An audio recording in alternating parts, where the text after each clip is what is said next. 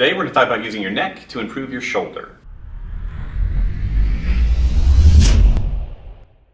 One thing that you have to consider if you have shoulder issues is what role your spine is playing in the problem. So very often what we'll find is if you have shoulder issues in abduction or internal rotation or any given shoulder movement, very often if we stabilize the cervical spine or mobilize it depending on what's going on, very often that will help clear up shoulder pain. So what we're going to talk about really quickly today is how to assess yourself to decide whether or not you need to be working on your neck in order to improve your shoulder.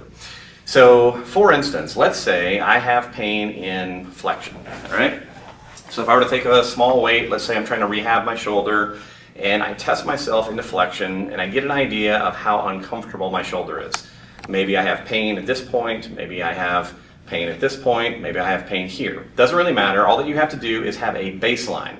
Now once you know what your movement baseline is, the next thing that we're going to do is we're going to play with some different head and neck stabilization drills. So when we think about the neck, very, very mobile area of the body, but it has some basic movements that we're going to test. So we have flexion, so if I look down at the floor.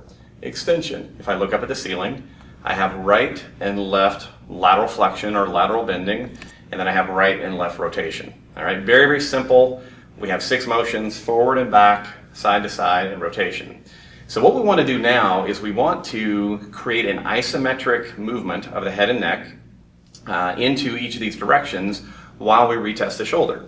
So for instance, like I said, if I have pain in this motion at this range, the first thing I would test is flexion. So I'll get nice and tall, tuck my chin, place my hand here, press into it.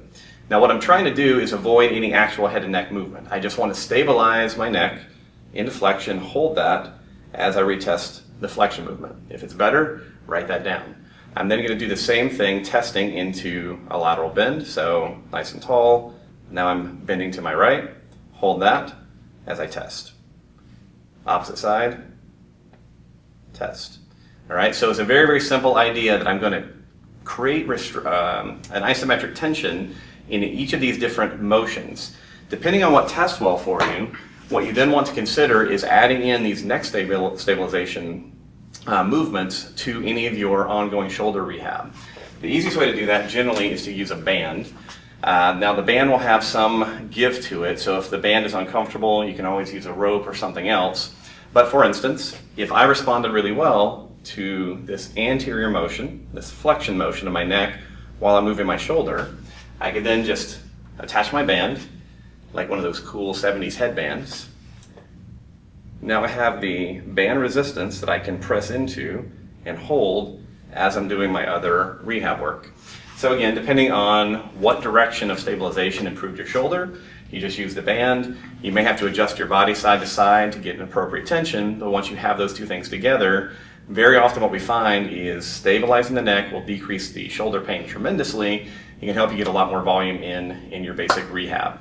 Now this isn't just a rehab drill. I just got back from Denmark teaching a lot of speed mechanics for athletes, and one of the things we talk a lot about is how critical it is for your brain to have a stable neck, a stable spine, while everything else is in motion. So you can also try this type of drill even if you're not having pain, but if you just have restrictions in range of motion, or if you're just trying to get stronger. Very often we tell people if you just focus on this, focus on good spinal stability, done the right way in the right direction, everything else improves. Now for a quick recap, remember we want to test 6 different ranges of motion: flexion, extension, right lateral bending, left lateral bending, right rotation, and left rotation. Now when we do this, we're going to pre-test the shoulder, whatever the motion is that's uncomfortable. So let's say I get to here, I get restriction, I get some pain. And maybe right lateral bending allows me to go to this range now without pain. Perfect, that's what we want you to use this for. We're not asking you to do this and then continually work through that pain range. We're just trying to increase the movement capacity that you have by stabilizing the neck. Now if you have 2 different movements that help you, let's say flexion with right rotation, you can either do 2 sets, include one of each, or you can actually try to do both at the same time, where you would place the band on a diagonal, where you're now resisting, moving into this forward direction, and then also that lateral bend. So the band would be over here, and then you can hold that as you're going through the movement. So those are some different options. Just a quick recap. Give this a shot. If you have any questions about it, let me know. Otherwise, good luck.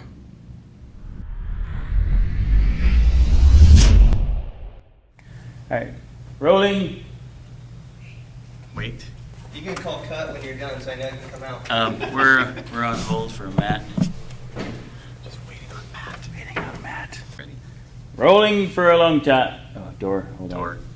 Doors, windows, Toot, toot, small toot. explosions. Toot, toot, toot.